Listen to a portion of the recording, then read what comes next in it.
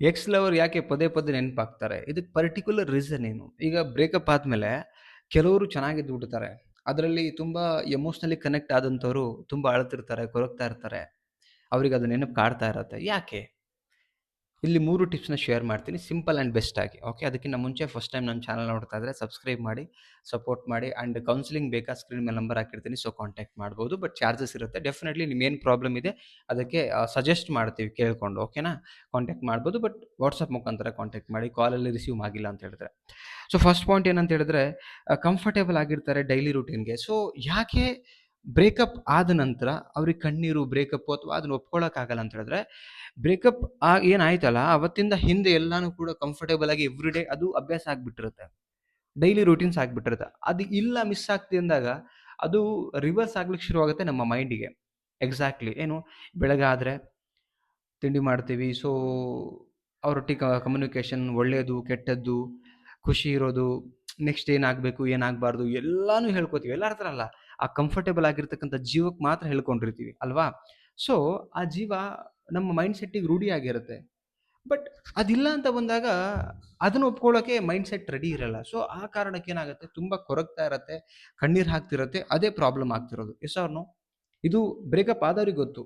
Actually ಇದು ನಾನು ಏನು ಹೇಳ್ತಿದ್ದೀನಿ ಡೈಲಿ ರೂಟೀನ್ ಮಿಸ್ ಆದಾಗ ಜೊತೆಗಿರೋರ ಹತ್ರ ಎಲ್ಲಾನು ಶೇರ್ ಮಾಡ್ಕೋತಾ ಇದ್ವಿ ನಾವು. ಅದು ನಾಳೆಯಿಂದ ಇರಲ್ಲ ಅಂತಂದಾಗ, ಆ ಕಂಫರ್ಟಬಲ್ ವ್ಯಕ್ತಿ ಇಲ್ಲ ಅಂತಂದಾಗ, ಕಂಫರ್ಟಬಲ್ ರೂಟೀನ್ ಇಲ್ಲ ಅಂತಂದಾಗ ಅದು ಕಷ್ಟ ಆಗ್ತಿರತ್ತೆ. Yes or no?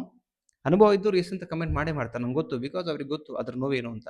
Second point ಏನಂತ ಹೇಳಿದ್ರೆ ಹಳೆಯ ಬೆಸ್ಟ್ ಮೆಮೊರಿ ಕಣ್ಮುಂದೆ ಬರ್ತಾ ಇರತ್ತೆ.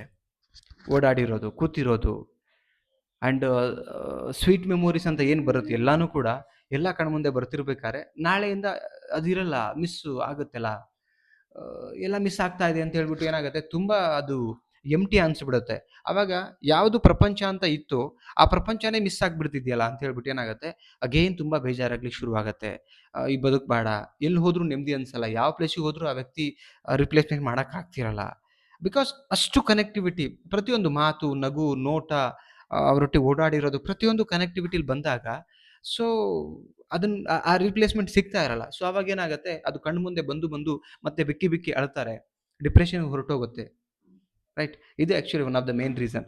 So next point and the last point ಏನಂತ ಹೇಳಿದ್ರೆ, ಭಯ ತುಂಬಾ ಇದ್ದಾಗ ಫ್ಯೂಚರ್ ಬಗ್ಗೆ ಎಷ್ಟೋ ಜನಗಳಿಗೆ ಈ ಕಂಫರ್ಟಬಲ್ ವ್ಯಕ್ತಿ ಫ್ಯೂಚರಲ್ಲಿ ಸಿಗ್ತಾ ಇರಲ್ಲ. ಸೊ ಫ್ಯೂಚರಲ್ಲಿ ಇಲ್ಲ ಅಂತ ಆದಾಗ ಸೊ ಡೆಫಿನಿಟ್ಲಿ ಅವರಿಗೆ ಏನಾಗುತ್ತೆ ಭಯ ಆಗ್ಲಿಕ್ಕೆ ಶುರುವಾಗತ್ತೆ. ನನ್ನ ಫ್ಯೂಚರ್ ಹೆಂಗಿರುತ್ತೋ ಏನೋ, ಈ ವ್ಯಕ್ತಿ ಇದ್ದಿದ್ರೆ ಚೆನ್ನಾಗಿರ್ತಿತ್ತು. ಆ ವ್ಯಕ್ತಿ ಜೊತೆಗಿದ್ರೆ ಒಂದು ಶಕ್ತಿ, ಒಂದು ಧೈರ್ಯ. ಬಟ್ ಅವ್ರಿಲ್ಲ ಅಂತ ಬಂದಾಗ ಅದನ್ನ ಹೇಗೆ ಡೈಜೆಸ್ಟ್ ಮಾಡ್ಕೊಳ್ಳಿ ನಾನು? I can't live without him ಅಂತ ಒಂದು ಮೈಂಡಲ್ಲಿ ಬರಕ್ಕೆ ಶುರುವಾಗತ್ತೆ. ಸೊ ಆವಾಗ್ಲೇನೆ ಏನಾಗತ್ತೆ ಪದೇ ಪದೇ ನೆನಪಾಗ್ಲಿಕ್ಕೆ ಸಾಧ್ಯ ಆಗತ್ತೆ.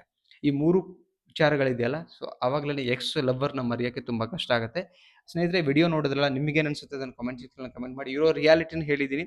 ಎಸ್ ಕರೆಕ್ಟ್ ಹೇಳಿದ್ದೀರಾ ಅಂತ ನಿಮಗೆ ಅನ್ಸಿದ್ರೆ ಸೊ ಕಮೆಂಟ್ ಸೆಕ್ಷನಲ್ಲಿ ನಿಮ್ಮ ಅನಿಸಿಕೆನ ಕಮೆಂಟ್ ಮಾಡಿ. ಇಷ್ಟ ಆದ್ರೆ ಲೈಕ್ ಮಾಡಿ, ಎಲ್ರಿಗೂ ಶೇರ್ ಮಾಡಿ.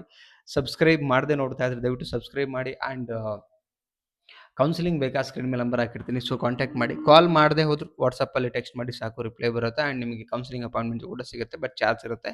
Thank you so much. Bye.